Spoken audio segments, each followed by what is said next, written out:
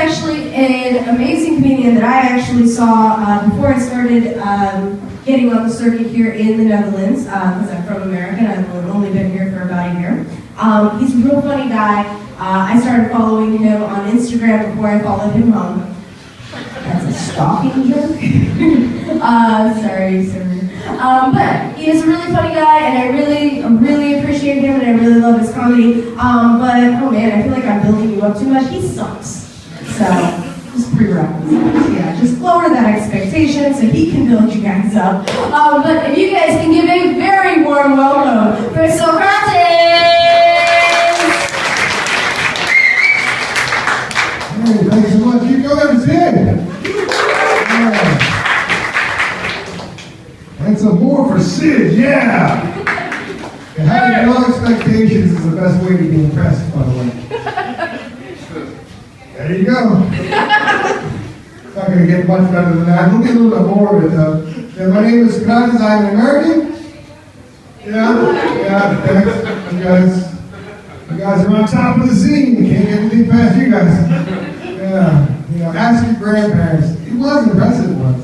And you just read about it in the history books, but don't look online because it's not.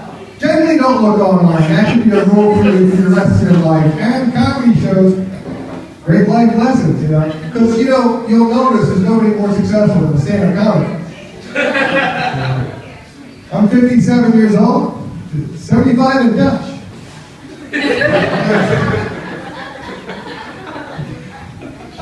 And I'm in Delft at a comedy set, so hey, yeah, making a big bust. I'm not sure if you thought about stand-up comedy, but fire a podium. Yeah. There's a reason they call a horse heroin horse. Anybody here has ever had a horse? Woo! Yeah, you'll stink, you have no money. It's the same thing with heroin. It's a really horrible addiction. I dated a horse person, so in a lot of ways I had a horse. The horse payments at the very least. Yeah, don't do horses. And Sid mentioned therapy. Nobody's done therapy in here. It's included in our health insurance. No one's done a therapist. I did a therapist. I went to a therapist for a while. I'm a stand-up comic. I like an audience, And with the therapist, they're stuck. They have to listen. Doesn't matter if it's funny or not. I can say what I want. They're bored to listen to you. I thought so. Then my therapist told me he didn't want to see me anymore. You think a breakup hurts? At least you got a breakup, you go to your therapist, right? Therapist breaks up with you. How do you do? I had a stroke. I blame the therapist, He wasn't effective in helping me, but he sure as hell had stress to my life. Anybody not who's expats here? We have lots of expats. Anybody expats? It's a weird country. If you're not from here, it's a little bit different than wherever you were from. And if you weren't from America, I've never heard of it. But some things are different. I think the words and language is a difficult thing. Recently, I was noticing, first of all, the word glad. To be glad, to be happy, etc. In Dutch, it's pronounced pop, and it means slippery. So you see a little sign that says glad, and woo, skip on, wham! You're breaking a pelvis, not glad at all. You see, now when you see the sign for clot, you're like, hey, I'm really glad, I know. But I got the vaccine again, I got a booster because, I didn't mention it, but I'm 57. And so I was getting the vaccine just the other day, and a little sign that said, "Gun for the kinderen en de vrouwen van de vaccinatie," something to this effect. But it's this Dutch word "gun," which means to be as a gift. It's nice giving gift, giving helpful to other people, etc. And it's this word "gun," and it's pronounced or spelled G-U-N. Now, in American English, we have the same word, and it is involved in giving. A gift that will keep giving for the rest of your life. But it's not really nice in the same way. An American gun and Dutch gun, it's a cultural thing. You know what I'm trying to say? Like in America, we needed a word for mass shooting. In Dutch, they came up with the word gezellig. Well, unique to the culture, you know, I mean, mass shooting, if you don't know, it means 4 or more people. Exactly, that's the definition. 2 or 3 people, nobody cares, it's a shooting. Come back and the guy's got better aim. What? They keep up with mass killings now, all right? They got like 600 mass shootings in a year, which is a lot. Let's just be fair. But now they're counting mass killings, which, as you may imagine, if we've done our research up to now, how many killings does it take to be a mass killing, Scott? 4, exactly. And this year there was more than 40 mass killings in the U.S. Why? Because practice makes perfect. And when you think about it, it's not the same people, so the practice isn't even helping them, because it's a one-shot and done thing, you know? Oh, not always. Some people get to do it a couple of times, but you really got to be a superstar. But the Dutch, they have this word gezellig, you know, which is this wonderful warm thing that we do as a group. Maybe it's the middle of an ancient closed beer factory. But we get together, we pretend it's nice, we go make it fun as a group, we all laugh and have fun, and make it turn it into a gezellig evening, you know? And if one of you pulled out a gun and started shooting, it's only gezellig. Which is not gezellig, you know, not. But the thing like Dutch is like this language that, you know, they say you should learn a language and it makes you better, stretch your life and everything, you know. How can it hurt to learn a language, you know? So I was learning my Dutch, I know some Dutch, and I was taught this word, that's Dutch English, I learned this word, isn't it? But I was taught the word, I didn't know you could be hurt by a word, but my word was aangereden, which unfortunately means to be slammed into, because I was aangereden with a Strokaklaus. Because I got slammed into by this asshole of a scooter. Yeah. See, you know, they say that God has a plan, you know, because God knows everything, God made everything, and God has a plan for everything. And God's plan, apparently, is to slowly kill me. Yeah, I thought it was a sucky plan, you know, but if you look around the world, God's plan is kind of screwed up. I don't know if you've noticed or not, but if you think America's great, you don't have to notice it. But see, I had a different plan, which was to go to the sauna. You know, I was going to get naked, sweat with some Dutch people. God got in the way and sent me to the hospital, and said I had a shot of morphine, which was great. The shot of morphine, I wasn't planning on that day, but it ended up being a great thing for me, especially at the moment, because it really, really helped. Anybody have a shot of morphine yet? Anybody have a shot of morphine? Yeah, I think you can call afterwards. But that's the thing, it's like, you know, your plans are always necessarily the same. It's like, in the end, the doctors had a plan too, which was kind of cool, because his plan was to buy a new Jaguar. And with my help, he got that Jaguar. Yeah, because it took about 8 months. They told me it comes good, to send me home with nothing. It was called conservative treatment. You know about this? It's nothing. It's absolutely nothing. They put a blue strap around my neck with a Velcro strap, told me to go home, and kept exercising my arm because I didn't want it to get frozen. They wouldn't have a frozen shoulder. I had a broken shoulder. Wouldn't want to be frozen. I heard it's a good movie. I don't know. But they told me to keep raising my arm up and like doing this with it because I can only raise it so high. And they told me to raise it more. And I said, you know, this isn't good, right? This isn't popular in any way, shape, or form. And I'm home, waving my neighbors, trying to keep my arm from freezing, making me not friendly in the neighborhood. Everybody thought it was weird. I told the story to Enschede. They really understood over there. I got back to the doctor saying, Doc, it's not coming good. I have arm erectile dysfunction. And he told me Halas and Pendergast, which is this useless such saying which means, oh well, peanut butter.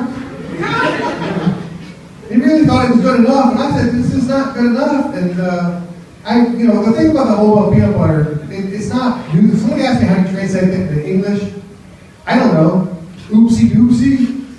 I can't come up with what oh well peanut butter would mean in English. You know, it does rhyme though. You know, and Dutch love a good rhymer. You know. My favorite Dutch rhyme, sorry, is the joke in the goat. Yeah, it's your language, I can't explain it. It means talking in the kitchen, you know? Again, I was here 3 months and they taught me this phrase. I don't know why. You know, I don't know how to use note in the goat in context. The only thing I know is possible is that if you combine note in the goat with Halas and Pendergast, you end up with satay sauce. Yeah, it's weird stuff. The other one, I think that, since again, it's unfortunate, I'm going to bring it up as a girl, but there's the word for nitpicking, to be precise details, to care about all the little details, and nitpick. The Dutch word is neudogen, which is ant fucking. I mean, this is a culture, isn't it? I mean, everyone's got their own thing, and the Dutch have their own version of a culture. I like it here. It's one of those things I think is a really fun place to be. I came from Florida, and so yeah, I am a Florida man. I'm not an official Florida man. To me, that you have to be arrested and charged with something, and then it makes the paper. So I did Florida man stuff, but it was never official. I was never actually charged with it. But like in Florida, we have other seasons. Like it's not only summertime. We have a season called fire season. Yeah. Yeah, it'll burst into flame. You think it sucks to look outside and see it's raining. You look out there and see it's burning. Yeah, you'd be glad it's all before rain comes. You'd be praying for the rain. We prayed for the rain and they sent us hurricanes. But the thing about the Dutch, though, I love the weather. My favorite Dutch word is that word for the rain, that little tiny rain that gets in your face. Miese, sorry. Because I think it comes from Miese. It makes you so miserable. The thing about music, though, if you are on fire, it's not going to push you out. You'll be burning and just slightly down. So, let's see if we can do this without glasses. Hey! So anyway, I want to finish it up with the fact that if you want advice, and I think we all come to a comedy show for advice. You came for advice. You thought you could improve your life by seeing who's not doing it right. The important thing is always keep your work and personal life separate. You want to maintain a work-life balance. And the most important thing is to never, ever bring your work home with you. This applies doubly if you're like a kindergarten teacher.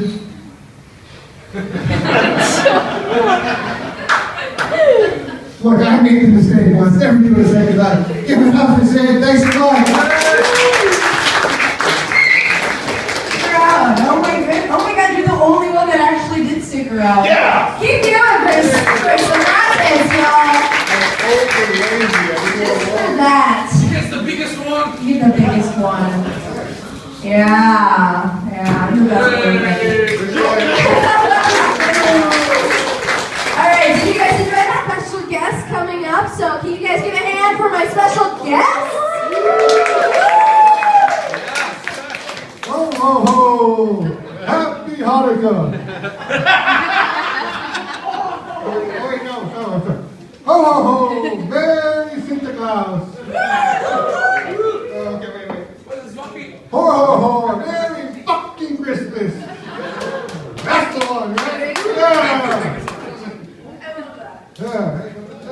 Oh, okay. We're gonna pick presents. Give some presents away? Who wants a present? Oh, who's been good? Have you been good? I don't think so. I'm gonna handle this. I'm gonna be Santa's handler. Alright, so can we give a drum roll, please, for the very first present? Oh. Ayana! Welcome and enjoy your very first present. Oh wow, she gets the biggest one. Woo! Alright. I like that Skylar's mom got one too. Alright, drum roll, everyone.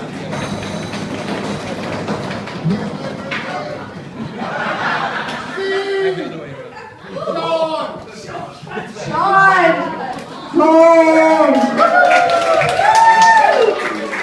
Alright, Sean, pick one. It's a Sean. You're welcome! Alright, Ariana, Sean. Alright, drum roll, come on. We're still doing this. I got 3 presents.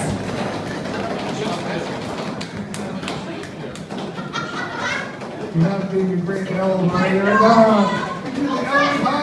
Joe! Joe! Joe's at the bar. Wait, no, where's Joe? Joe's at the bar. He's at the bar? Joe! Run! Run, Joe, run! Alright, Joe, since you were at the bar, you get this one, and I want you to open it right now. Can anybody guess? Can anybody guess what he got? It's my favorite present. So good, guys. I didn't think you'd actually open it. Let's do it. No, just keep going now. This is the best joke of the night. Oh, yeah. Here you go. There's probably better. Here you go. Here you go. All right, go for it. All right, drum roll for Joe. Finding out what his present is. Finding out what his present is. He's so bad at this, guys. Joe, this is your punishment for not a good response to my bathroom thing. Hey, you got 4 wrapping paper. Okay, all right. Sorry, I had to pick on somebody. And Joe being at the bar worked out very well. All right, drum roll. Nice. Yes! Oh, down. All right, so you get to pick one of these two.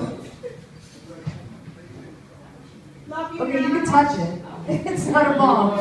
We both are American, but it's not a bomb. All right, last one. All right, drum roll. Last one.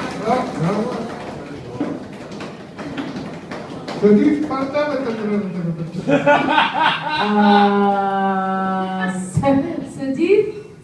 Sadat? Sadat? Yeah! Okay, Sadat, before you get your present, you have to promise me you will not follow any of my comedians home today. Okay, but you're going to follow all of them on Instagram, right? Awesome, all right, give it up for him! And real fast, just let you know real quick, if you're wondering, somebody asked me, was I riding on Rudolph? And it's not, it was just a bit of a wardrobe malfunction, so you saw a red nose, it's not Rudolph. And this thing here, because I think this is interesting, this looks like, you know what a merkin is? We're both Americans, but you know what a merkin is? It's a genital toupee. So if you have to do a film from the 70s, you might have to wear a genital toupee. So if you have to do an old man's movie, this is what I would call an old man's merkin. And the one thing I'd also point out, Santa Claus had one hell of a mustache. I want to see that's Santa's mustache for some reason. So, Merry Christmas, everybody. Thanks so much. See you. Good to see you. I like that Santa gives the best mustache, right? I'm so sorry, Skylar.